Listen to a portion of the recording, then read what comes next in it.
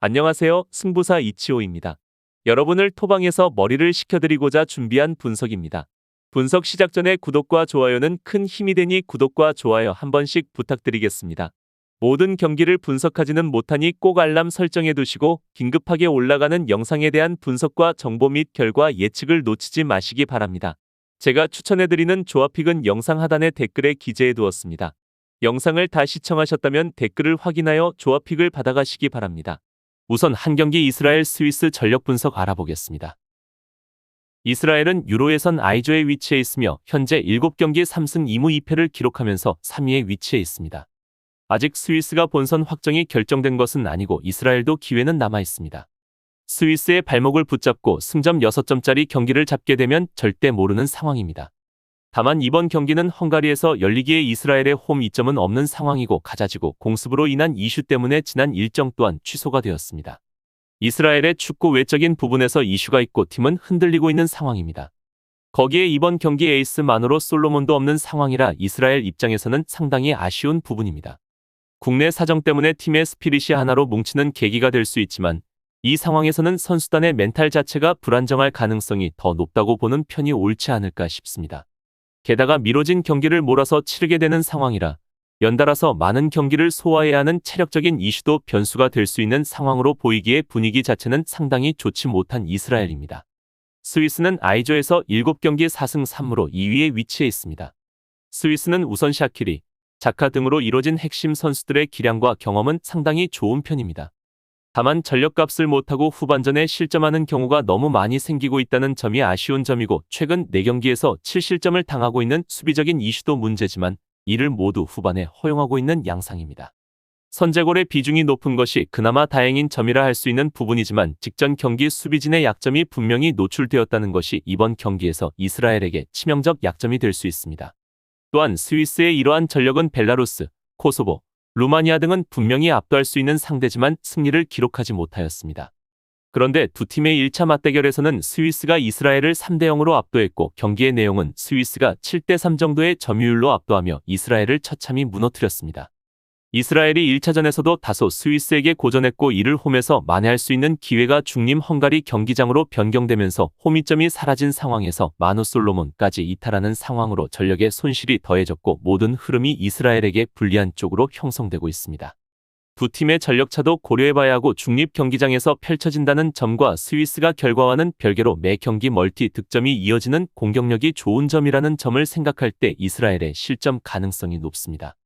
거기에 6경기 7득점 정도로 득점력이 뛰어나다고 볼 수 없는 만큼 스위스의 발목을 잡기에는 이스라엘이 부족하다고 보여집니다. 최종 결론으로는 일단 아직 스위스의 현재 전력은 강력한 편이고 이스라엘의 체력적인 부분과 멘탈적인 변수가 클 것으로 보이는 상태입니다. 물론 스위스도 이상하게 후반전에 실점하는 모습이 잦아지는 등 불안감이 없지는 않지만 이스라엘의 현 상황을 고려해 보았을 때 스위스가 우세한 조건을 갖추고 있는 것은 물론 두 팀의 전력차도 분명히 존재하기에 이번 경기에서는 스위스의 우세가 예상됩니다.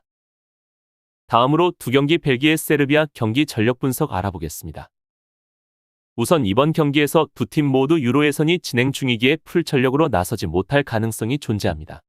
벨기에도 물론 친선 경기라서 로테이션을 좀 돌릴 수는 있겠는데 벨기에가 보유하고 있는 후보 선수들이 폼이 좋은 도쿠 같은 선수들이 존재하고 있습니다.